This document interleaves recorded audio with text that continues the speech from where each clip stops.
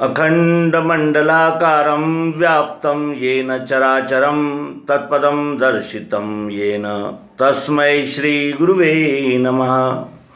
अज्ञानान्धस्य लोकस्य ज्ञानाञ्जनशलाकया चक्षुरुन्मीलितं येन तस्मै श्रीगुरुवे नमः। श्री सद्गुरु के परम पावन स्मृति को स्मरण करते हुए और आप सभी प्रेमी मित्र, सब्सक्राइबर्स, व्यूवर्स और शेयरकर्ता सभी को हार्दिक धन्यवाद देते हुए इस समापन अंक का प्रयोजन करें। मित्रों, हमने सर्वांग योग मराठी मालिका प्रस्तुत की और उस मालिका के प्रतिसाद में हमें ऐसा ध्यान में आया कि वो पसंद की जा रही है, और वो इसलिए पसंद की जा रही है क्योंकि वो ज्ञानेश्वरी, तुकाराम गाथा, ज्ञानेश्वर महाराज, एकनाथ महाराज के हरिपाठ और अमृतानुभव, इस प्रकार के जो ग्रंथ है उनका समन्वय करते हुए सर्वांग योग प्रस्तुत किया गया। इसलिए वो अधिक लोकप्रिय हुआ क्योंकि समन्वय था उसमें।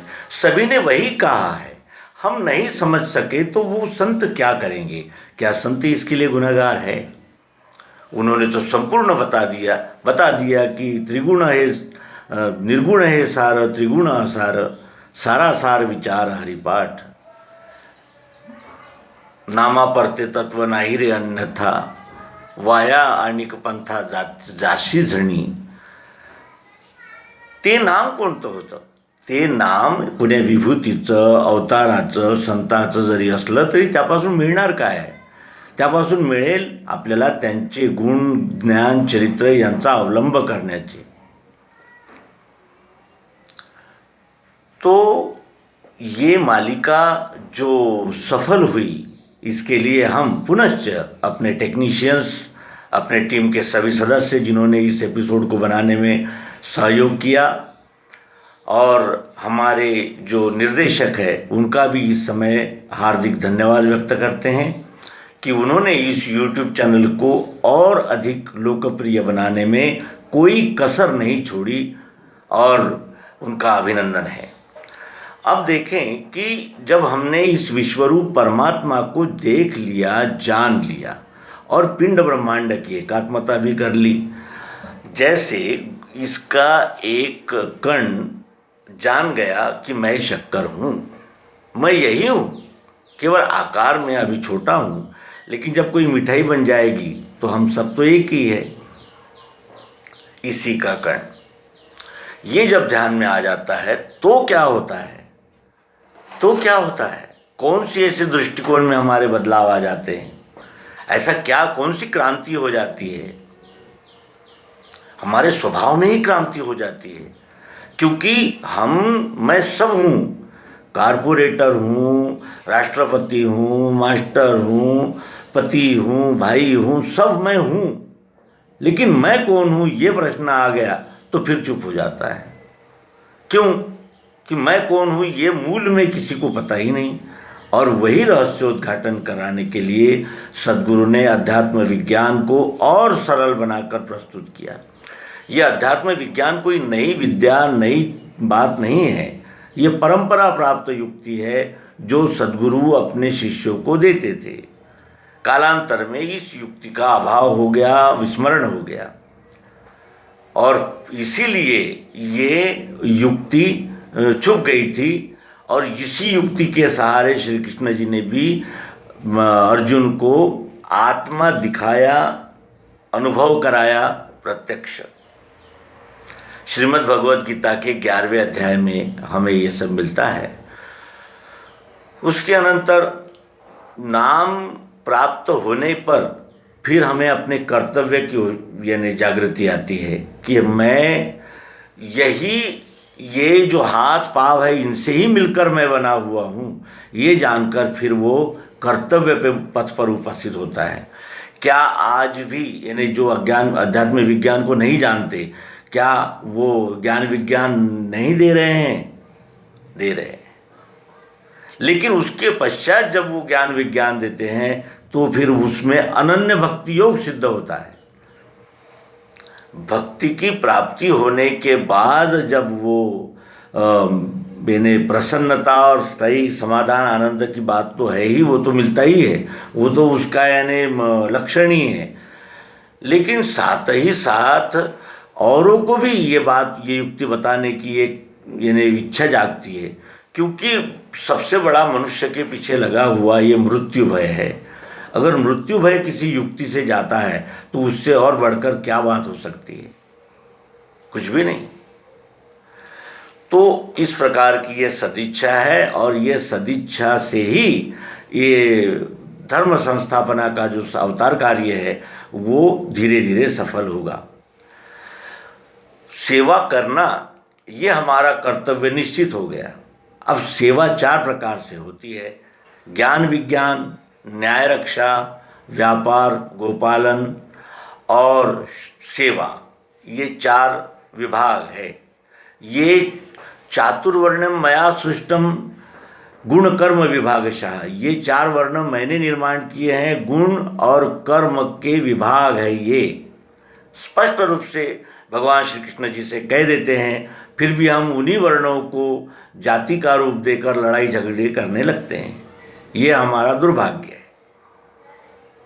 अब 4 वर्ण मैंने किए, तो यहाँ तो 4 वर्ण दिखते हैं, लेकिन वो जातियां बन गई है। बर्ताव कैसा भी हो, जाति है हमारी, हम तो ये है। इस प्रकार की आढ्यता है, और कोई ये जानना नहीं चाहता कि ये ब्राह्मण क्षत्रिय वैश्य शूद्र ये है क्या।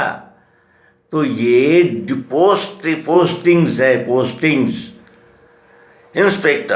इंस्पेक्टर जनरल,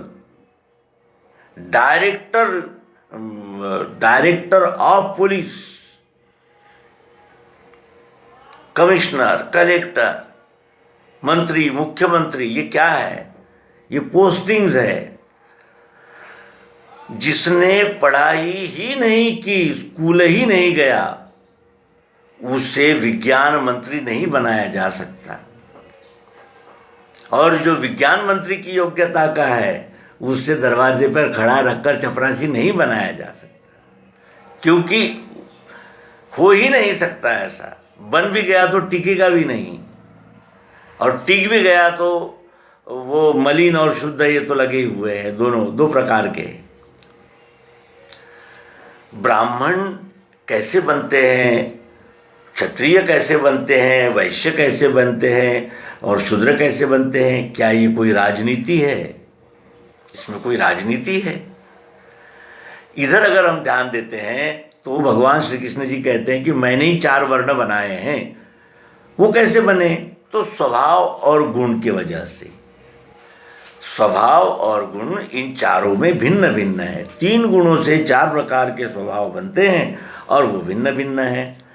अब ब्राह्मण के पास 7 कर्म हैं: शम, दम, तप, शौच, शांति, आर्जव, ज्ञान, विज्ञान, आस्तिक्य।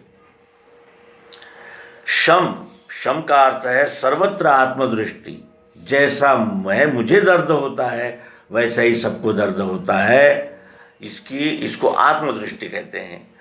यम अर्थात इंद्रिय निग्रह, इंद्रियों को काबू में रखना।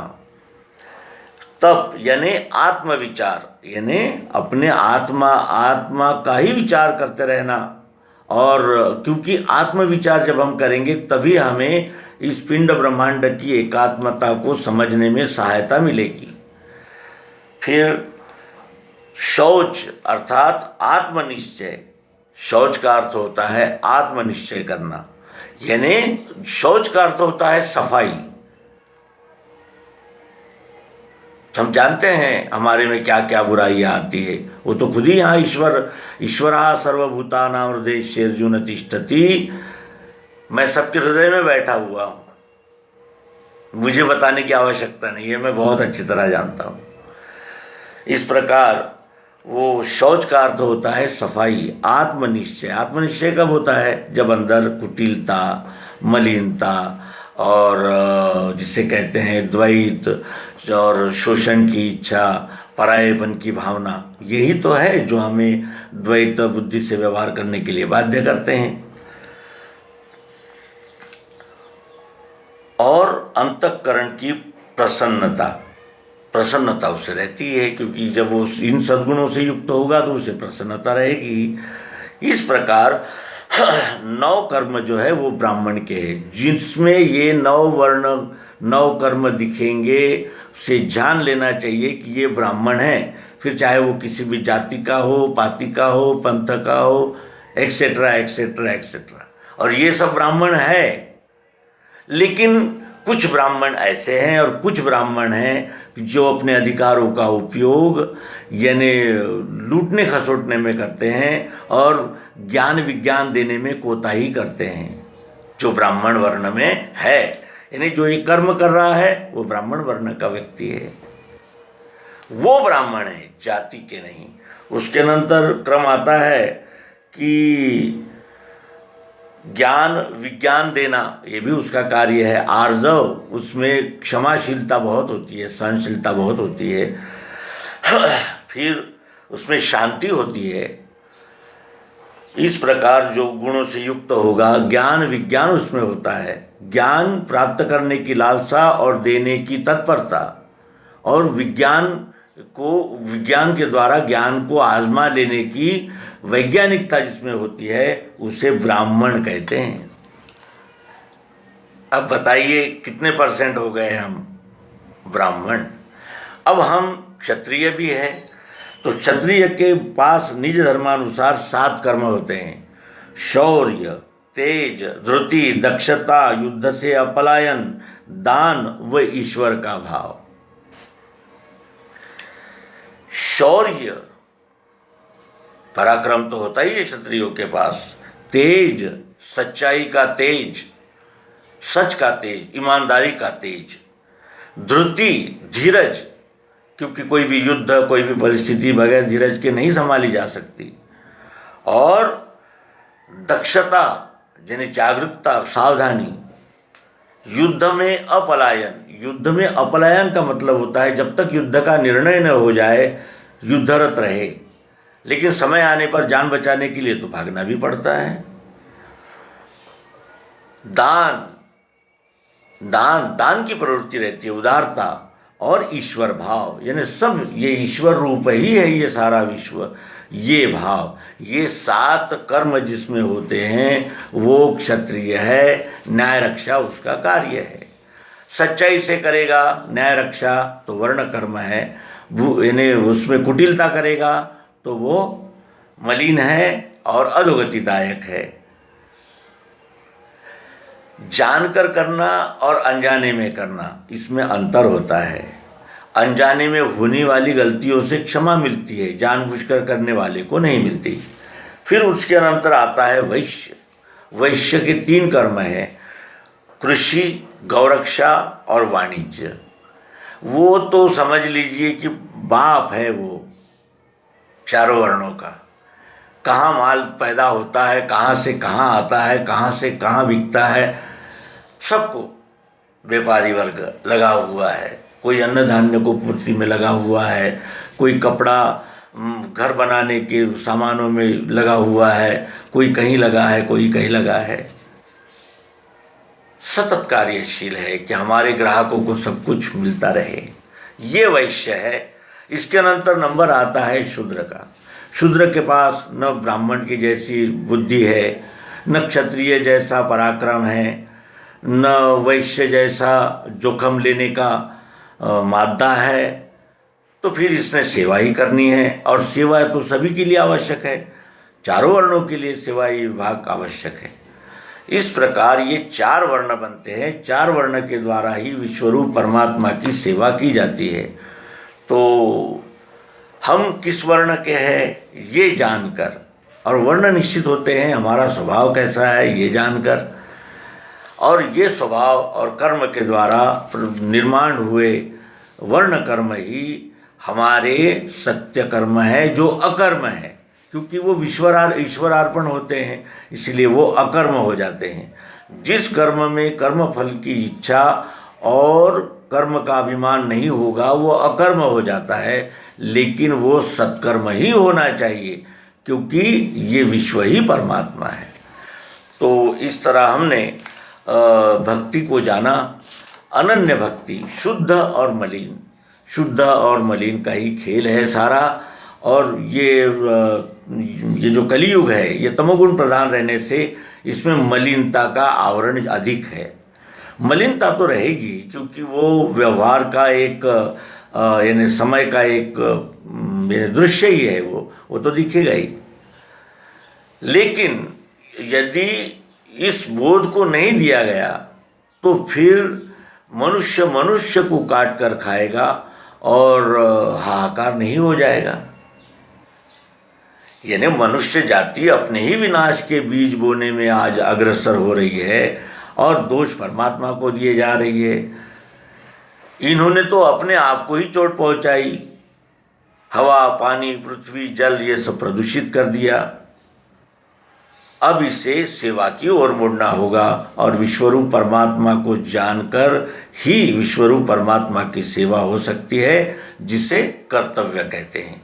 ये कहते हुए इस अंक को समापन करेंगे और आप सभी से अनुरोध करेंगे कि ये एपिसोड्स आप मराठी और हिंदी सभी लोगों में अधिक से अधिक प्रसारित की जाए, क्योंकि ये तो हम नहीं रहेंगे, ये शरीर तो नहीं रहेगा, लेकिन ये युक्ति अवश्य रहेगी। और जब जब तुम मुझे यूं भुला न पाओगे, जब कभी भी सुनोगे गीत मेरे, संग संग तुम भी गुनगुनाओगे, तुम मुझे। नर्मदे हर सद्गुरु भगवान की जय।